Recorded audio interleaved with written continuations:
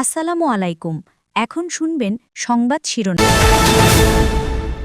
শাপলা প্রতীক ছাড়া নির্বাচন নয়, হুঁশিয়ারি এনসিপির। রাজনৈতিক চাপের কারণে পক্ষপাতমূলক আচরণের অভিযোগ, আন্দোলন আর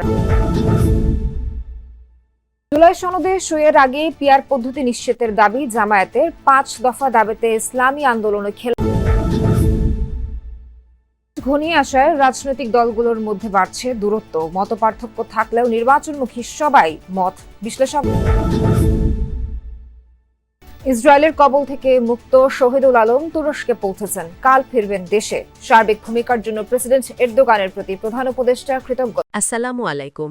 এতক্ষণ শুনছিলেন সংবাদ শিরোনাম, এখন শুনবেন বিস্তারিত। শাপলা প্রতীক না পেলে আগামী জাতীয় নির্বাচনে অংশগ্রহণ না করার হুঁশিয়ারি দিয়েছে জাতীয় নাগরিক পার্টি এনসিপি।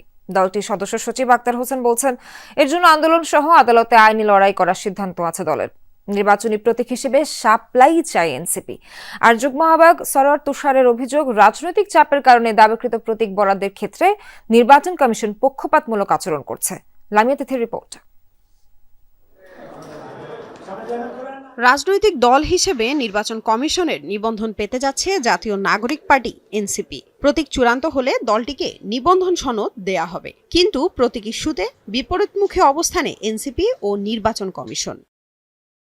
দলের প্রতীক হিসেবে শুরু থেকে শাপলা চেয়ে আসছে এনসিপি, তবে ইসির গেজেটে থাকা 50 প্রতীকের তালিকায় নেই শাপলা। নির্ধারিত প্রতীক থেকে একটি বেছে নেয়ার প্রস্তাব ইসি দিলেও শাপলা প্রতীকই চায় এনসিপি।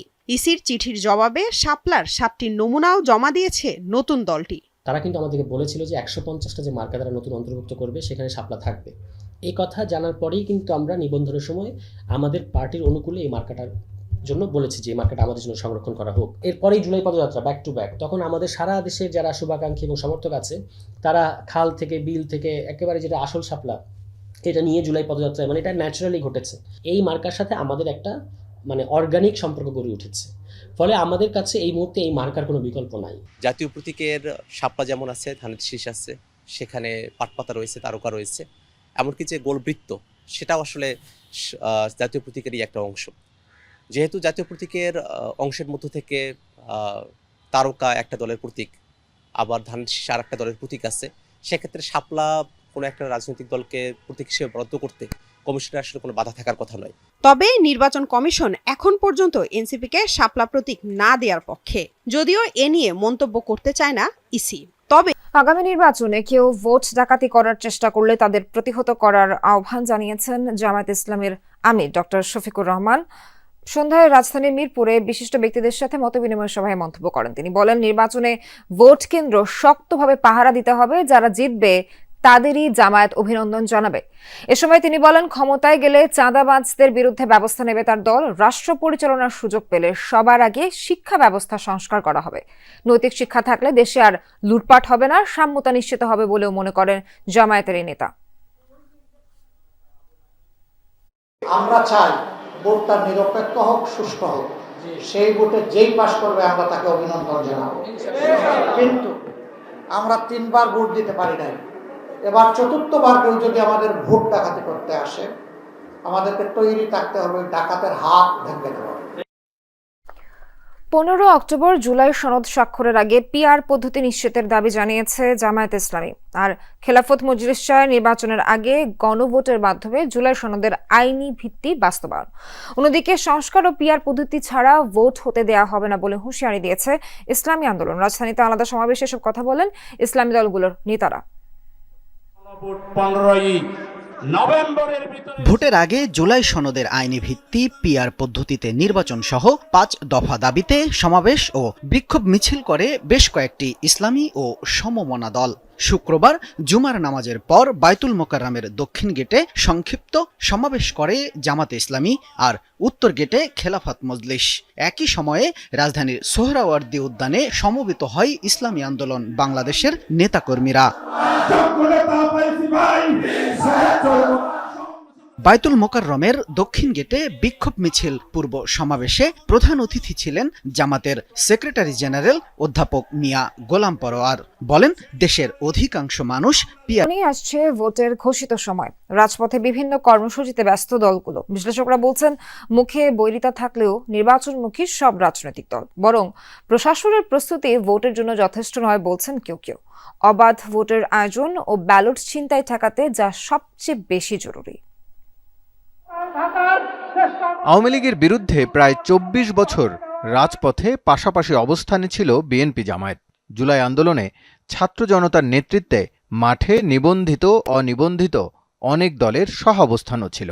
প্রাত্যহিক জীবনে এটা একটি অনিবার্য। দিন দিন দূরত্ব বেড়েছে। রাজনীতির ময়দানে মুখোমুখি বিএনপি জামায়াতের নেতৃত্বে বিভিন্ন দল। পাল্টাপাল্টি অভিযোগ, কর্মসূচিও দিয়ে যাচ্ছে দলগুলো। ভোট নিয়েও রয়েছে ভিন্ন ভিন্ন মত। গভীর ষড়যন্ত্র শুরু হয়েছে যে সেই নির্বাচনকে ভিন্ন কাজে পরিচালিত করবার, জীবন এবং রক্ত দিয়ে একটি সুষ্ঠু নির্বাচন আদায় করবে ইনশাআল্লাহ। বিশ্লেষকরা বলছেন, রাজনীতিতে মতপার্থক্য স্বাভাবিক ঘটনা। কর্মীদের নির্বাচন সংশ্লিষ্টতা বাড়াতে এমন নানামুখী কর্মসূচি দেয় দলগুলো।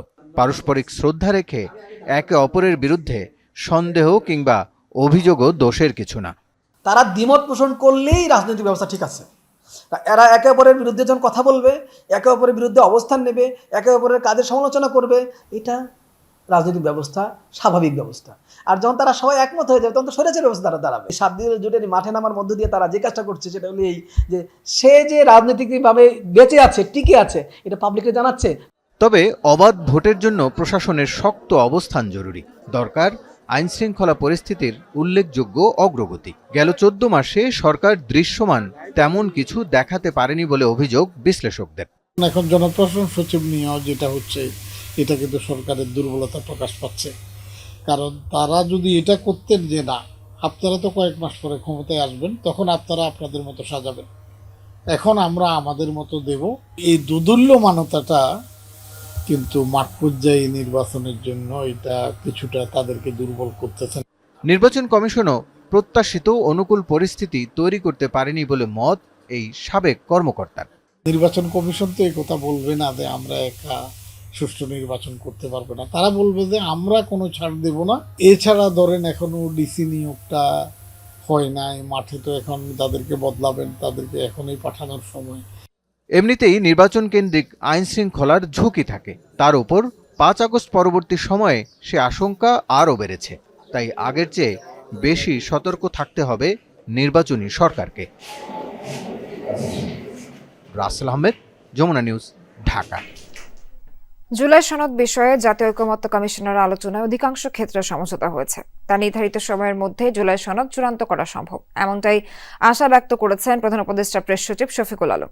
সন্ধ্যায় ময়মনসিংহ প্রেস ক্লাবে সাংবাদিকদের সাথে মতবিনিময় সভায় তিনি বলেন, রাজনৈতিক দলগুলো এই ইস্যুতে ধৈর্যের পরিচয় দিয়েছে। জানান, আগামী ফেব্রুয়ারির প্রথমার্ধেই হবে জাতীয় নির্বাচন। একটি অবাধ উৎসব মুখর ভোট আয়োজনে সর্বোচ্চ প্রস্তুতি নিচ্ছে সরকার। এরই মধ্যে প্রশাসন থেকে মাঠ পর্যায়ের কর্মকর্তারা ভোটের পরিবেশ সুষ্ঠু রাখতে কাজ শুরু করেছে।